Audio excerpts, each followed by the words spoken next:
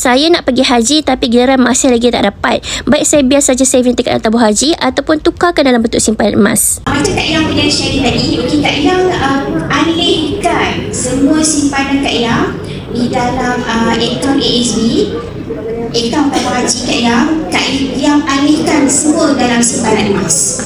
Sebab apa? Kalau kata puan belajar, kalau puan belajar ilmu keuangan, duit kita setiap tahun jatuh.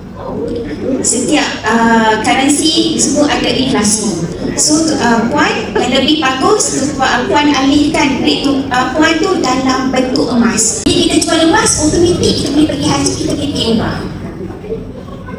Itu cara yang Kak Yang buat. Alihkan menjadi emas puan. Sebab emas dia adalah kalis inflasi.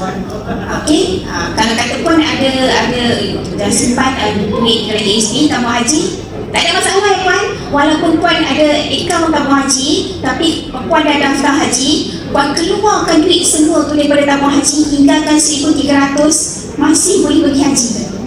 Jangan risau, itu apa yang Kak Yang buat. Ini Kak Yang cakap pengalaman Kak Yang sendiri. Kak Yang hanya simpan 1,300 je dekat dengan akaun tabung haji. Selebihnya semua convert kepada emas. Jadi jangan risau, jangan kata ada setengah orang tanggapan kena ada duit kat dalam ni 20,000, 30,000 baru dapat boleh pergi haji, baru dapat tawaran pergi haji. Tidak puan, ramai orang salah faham benda tu.